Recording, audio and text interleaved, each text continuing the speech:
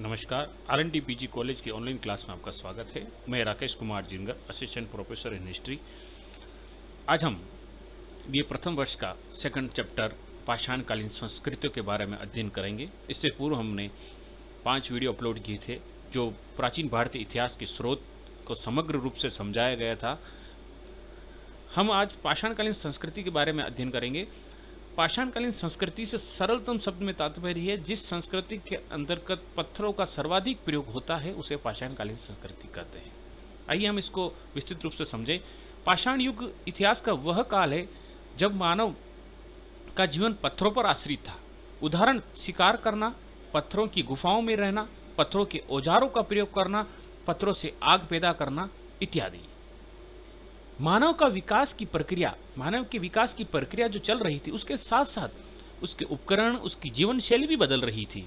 अर्थात आदिम काल में मानव असभ्य था। आदिम काल से लेकर सभ्य तक, यानी कि जहाँ मनुष्य बिल्कुल बर्बर अवस्था में रहता था, ना कपड़े पहनने के लिए थे, गुफाओं में रहता था, जो कंदमूल खाना, छोटा मोटा शिकार करके अपना जीवन यापन करता था, धीरे धीरे वो सभ्य बना जिसमें कपड़े पहनने के, परिवार के साथ रहने के, खाने को पका कर खाना संग्रह करता न बनकर उत्पादन करता भी बनना, यानी कि बराबर अवस्था से लेकर सभ्य अवस्था का जो काल था, जो समय था, वो 3 चरणों से होकर गुजरा है मनुष्य का।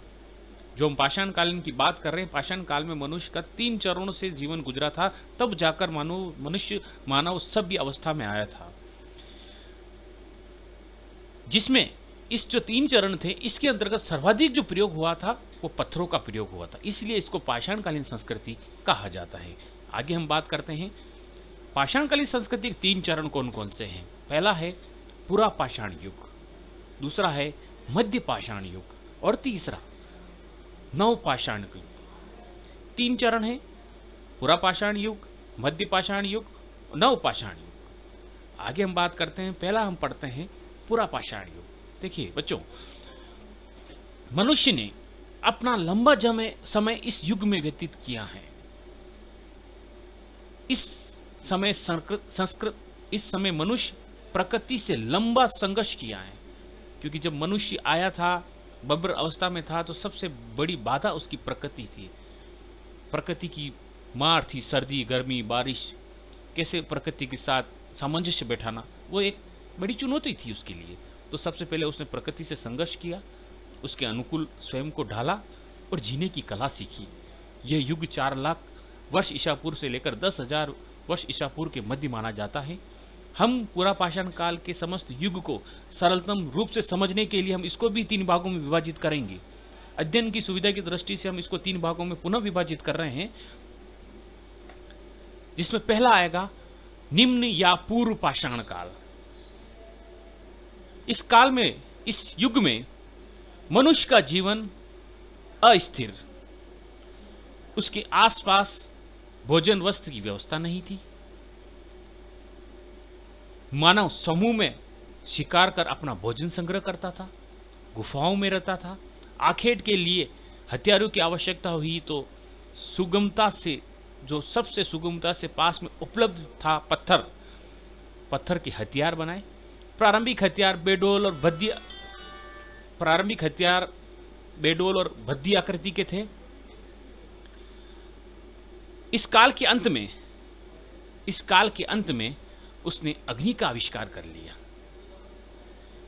इस काल के अंत में मनुष्य ने अग्नि का आविष्कार कर लिया।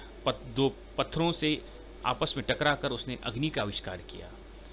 इस काल का अधिकांश समय हिम युग के अंतर्गत व्यतीत हुआ था। भारत में इस संस्कृति के 2 प्रमुख केंद्र थे। पहला, उत्तर पश्चिम में सोहन नदी घाटी जो पाकिस्तान में है, जिसे पेबुल चापर चापिंग संस्कृति भी कहा जाता है, और दक्षिण भारत में मद्रास अर्थात हैंड एक्स क्लीवर संस्कृति कहा जाता है। इन संस्कृतियों का विकास नदी घाटियों में विकसित हुआ है। मध्य प्रदेश की भीमबेटका, उत्तर प्रदेश के बेलन घाटी तथा नामक स्थान पूरा पाषाणकालीन संस्कृतियों के केंद्र थे। यहाँ पर पूरा पाषाणकालीन गुफाओं के अवशेष मिले हैं। इस समय मानव भोजन संग्रह करता था। इसके अतिरिक्त महाराष्ट्र, मध्य प्रदेश, आंध्र प्रदेश, बिहार, पश्चिमी बंगाल, उड़ीसा में भी इन संस्कृति के अवशेष मिले हैं। पूर्व पाषाणकालीन संस्कृति के, यानी कि पूरा पाषाणकालीन संस्कृति का प्रारंभिक दौर के अवशेष हमें मिले हैं। जो मुख्य जो केंद्र हैं वो उत्तर में सोन नदी घाटी जो वर्तमान में पाकिस्तान में है, उसे पेबुल चापर चापिंग संस्कृति कहा जाता है, और दूसरा प्रमुख केंद्र मद्रास केंद्र था, जिसे हैंड एक्सक्लीवर संस्कृति के नाम से जाना जाता है। अन्य जो क्षेत्र थे मध्य प्रदेश में भीमबेटका, उत्तर प्रदेश की बेलन घाटी में पूरा पाषाणकालीन गुफाओं के अवशेष मिले हैं। ये था पूरा पाषाणकालीन का, पूर्व पाषाण काल के अवशेष का, पाषाणकाल युग का विवरण। आगे की बात करें, पूरा पाषाण काल का सेकंड मध्य पूरा पाषाण काल। इस काल में मनुष्य ने अपने उपकरण को ज्यादा सुंदर और उपयोगी बनाया। निश्चित होता है कि हम इस चीज को जानते हैं कि जब वस्तुओं का हम उपयोग में लाते हैं, तो हम जब उपयोग में लाते हैं तो उसकी कमियों का हमें पता लगता है, तो कमियों का पता लगता है तो हम उस वस्तु में सुधार करने का प्रयास करते हैं, जो मानव की एक सामान्य सोच थी। तो इससे पूर्व के काल के अंतर्गत जो हथियार उसके थे, उसमें जब उसको लगा कि नहीं हथियारों में कुछ बदलना चाहिए, तो मध्य पाषाण काल में उन हथियारों में की आकृतियों में, उनकी बनावट में परिवर्तन आया। इस युग में चमकीले पत्थर की सहायता से फलक हथियार बनाए। जैसे हमें पता होता है कि पत्थरों की अंदर भी एक फलक होते हैं, पतले पतले फलक निकलते हैं, उन फलकों को हथियार के रूप में बनाया मध्य पूरा पाषाण काल में। इसीलिए मध्य पूरा पाषाण काल को फलक संस्कृति के नाम से भी जाना जाता है। इन फलकों में बेदक, खुरचनी, बेधनिया इत्यादि कई हथियारों का निर्माण किया। इस काल में भी मानव भोजन संग्रह करता था, उत्पादक करता नहीं बना। लेकिन इस युग में, इस काल के अंतर्गत अग्नि का आविष्कार बड़े पैमाने पर किया जाने लगा। मृत संस्कार की परिपाटी भी इसमें चलने लगी।